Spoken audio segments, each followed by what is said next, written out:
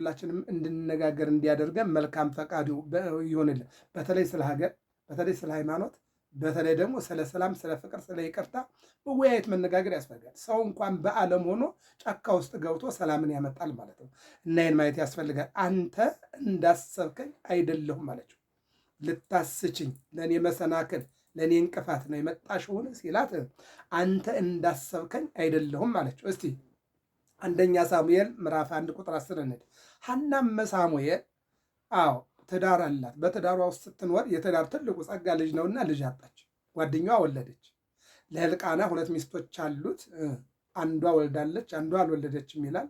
ያልወለደችው ሐና ናት እና ባለመውለዷ እሱ አልከፋውም፣ ቅርታም የለውም። እሷ ግን ጓደኛዬ ወልዳ በልጇ እየተጽናናች እኔ እንዴት ልጅ አጣለሁኝ ብላ ምን አለች? አዘነች ነው የሚለው። ስታዝን ውስጧ ላይ አንድ ነገር መጣላት። ልብ አድርጎ አሁን የአቡነ ሀብተ ማርያም እናት የሄደችው አዝና ወዴ ነው? ወደ ገዳም ነው። ዓለም ምን ያደርጋል ብላ ነው። ሐና ደግሞ አዝና ወዴ ነው የሄደችው? ወደ ቤተ ክርስቲያን ነው። የአቡነ ሀብተ ማርያም እናት የሄደችበት ጫካ ውስጥ ነው። የአራዊትና የአዕዋፋት ድምፅ የሚሰማበት ጫካ ብቻ ነው። ለጸሎትና ከእግዚአብሔር ጋር ለመነጋገር ብቻ ነው። ሐና የሄደችው ደግሞ ካህኑ ኤሊ ያለበት፣ መስዋዕት የሚሰዋበት፣ ዕጣን የሚታጠንበት፣ ጸሎት ወደ እግዚአብሔር የሚቀርብበት መሰዊያ ነው የሄደችው ማለት ነው። ሄደችና እንባዋን ስታለቅስ ኤሊ ምን አላት? እንዴ አንቺ ሴት በጧቱ ሰክረሻል፣ ስካርሽን አስወግጂው አላት። እሷ ግን የሰከረች አይደለችም፣ ያጣችና ለማግኘት ማልቀስ ስላለባት ነው። ወበአንበየ አርሐስኩ ምስካበየ ብሏል ዳዊት።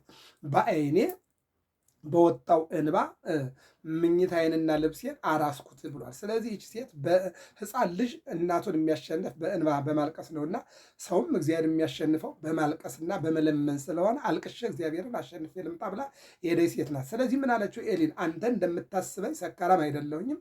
አንተ እንደምታስበኝ በጧት የጠጣው አይደለሁኝም። አንተ እንደምታስበኝ እኔ አጠቃላይ አይደለሁኝም። ልጅ አጥቼ የተጎዳውና ልጅ ፈልጌ እግዚአብሔርን ልጠይቅ የመጣው ሴት ነኝ አለችና ራሷን ገለጠችልን።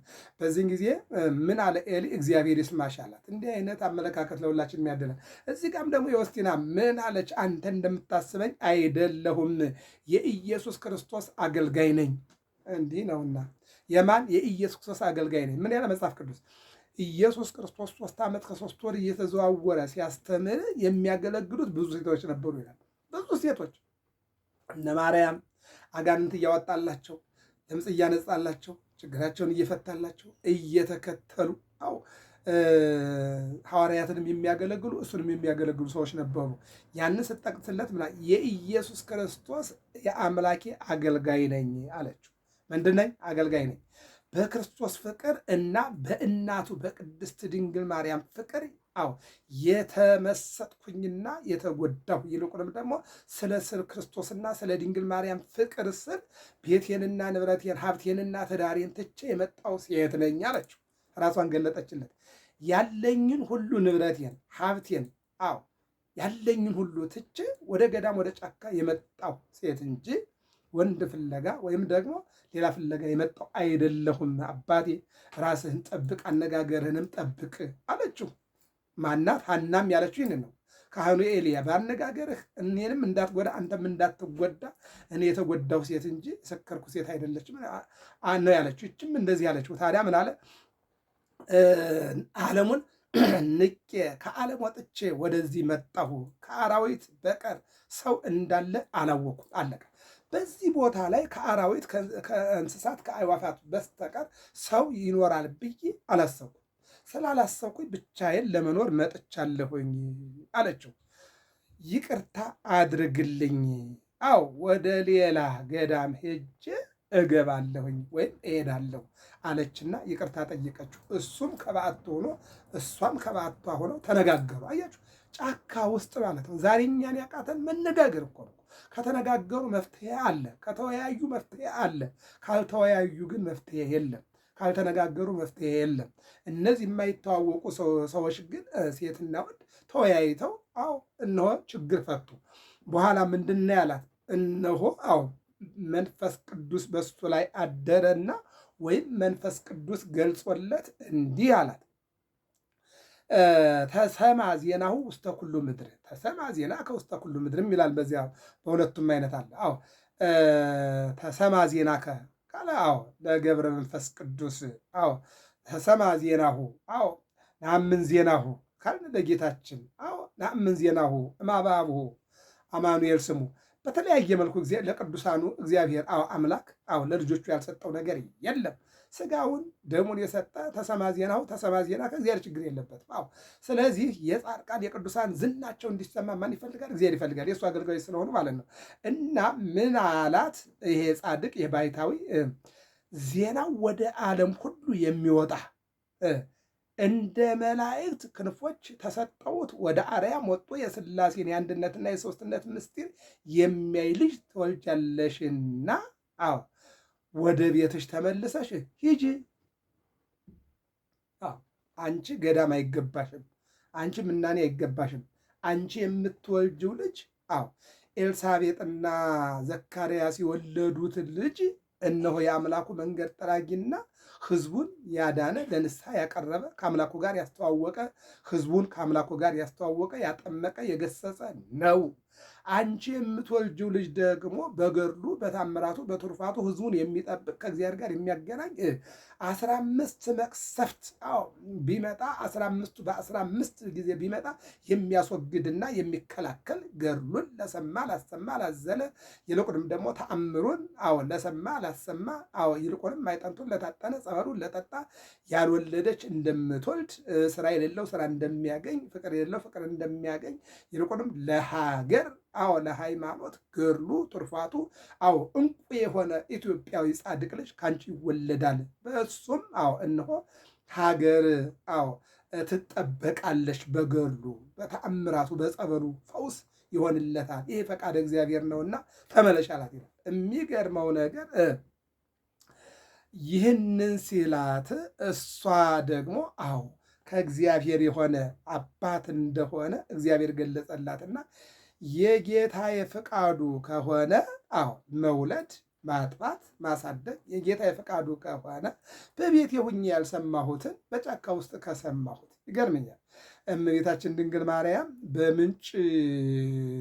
ምንጭ ሄዳ ትጸንስ ያላት ውሃውን ማድጋዋን ስታወርድ ደግሞ ትጸንስ ያላት ወንዝ ላይም ትጸንስ ያለኝ ቤቴ ላይም ትጸንስ ያለኝ ይህ በጎ ነገር ነውና እስኪ ወደ ቤተክርስቲያን ሂጄ ልስማው ሶስተኛውን ብላ ወንዘ ተፈትል ወርቀ ወሚላት አስተራያ ገብርኤል ግብተ ሐርና ወርቁን ከደናግለ እስራኤል ጋር እያስማማች ስትፈትል የእግዚአብሔር መልአክ ሶስተኛ ጊዜ መጣና ትጸንሻለሽ አላት። አሁን እቺ ምን አለች? ቤቴ ሁኜ ያልተገለጠልኝ ወደ ቤተክርስቲያን ሂጄ ያልተገለጠልኝ በገዳም ዓለሙን ንቄ መጥቼ ተገለጸልኝ። ምናኔና ዓለምን መናቅ ሀብቴን ንብረቴን ጥዬ መምጣት ለጌታ ፍቃዱ ካልሆነ እነሆ ልጅ መውለድና በትዳሬ መኖር የጌታ ፈቃድ ከሆነ አለችና ወደ ቤቷ ተመለሰች። በእግዚአብሔር ቸርነት ኤልሳቤጥ ዮሐንስን፣ ሳራና አብርሃም ይስሐቅን፣ ሐናና ኢያቄም ድንግል ማርያምን እንደወለዱ ይቺ ሴትም አቡነ ሀብተ ማርያም፣ ስምዖንና አቅሌስያ ገብረ መንፈስ ቅዱስን እግዚአርያና ጸጋ ዘአብ ተክለ ሃይማኖትን እንደወለዱ ዘራ ቡሩክና ዮስቲናም እንደዚሁ ማንን ወለዱ? አቡነ ሀብተ ማርያምን። 40 ቀን ሲሞላው ወደ ቤተክርስቲያን ወስደው ሲያስጠምቁት ስሙ ማን ተባለ? ሀብተ ማርያም። ምንድን የማርያም ሀብት ማለት እኮ ነው። ተክለ ማርያም የማርያም ተክል መባጽዮን የሚባለው በ27 መድኃኔዓለም በወርሃዊ መታሰቢያው የሆነለት ስሙ የነበረ መባጽዮን ነበር። እመቤታችን ግን ስምህ ከዛሬ ጀምሮ ተክለ ማርያም የማርያም ተክል ማለት ነው። ሀብተ ማርያም የድንግል ማርያም ሀብት ማለት ነው።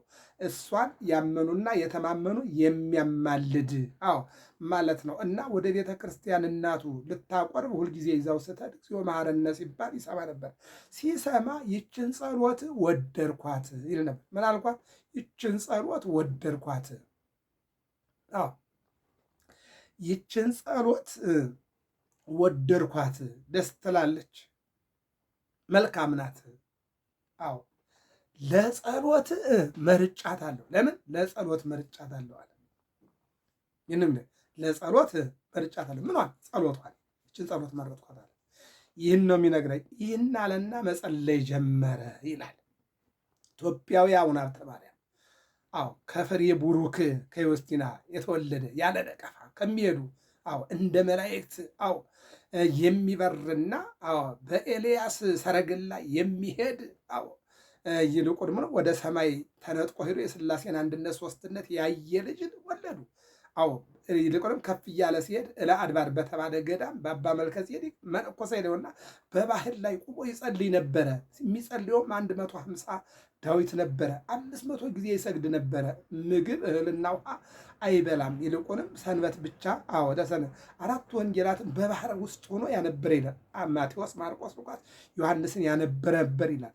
ይህንን የተመለከተ አምላክ ምን አለው? እንዲህ አለው። የማቴዎስ የማርቆስ ወንጌልን እያነበብክ በየተራራው በየኮረብታው በየዋሻው ያሉ መነኮሳትና ባይታውያን የምትጠይቅበትምና የምትጎበኝበት ሰረገላ ሰጥቻለሁ አለ። እንዴ ቶማስ ምንድን ነበረው? ደመና ጥቅሶ ይሄድ ነበር። ሐዋርያት ደመና ነበራቸው፣ በደመና ይመላለሱ ነበረ። ነቢያት በደመና ይመላለሱ ነበረ። ኤልያስ በሰረገላ ይመላለስ ነበረ። ይሄ ብቻም አይደለም። ምንድን ነው? ተሰአሎ እግዚአብሔር ለኢዮብ በደመናው በአውሎ እግዚአብሔር ለኢዮብ በደመና ውስጥ ያነጋግረው ነበር። በደመና የሚጫኑ በሰረገላ እሳት የሚጫኑ በሰረገላ ብርሃን የሚጫኑ እግዚአብሔር ብዙ ነቢያትና ብዙ ሐዋርያት አሉት ማለት ነው። ስለዚህ ማቴዎስና አንድም የማቴዎስና የማርቆስ ወንጌልን እየደገምክ የምዞርበት ምንድን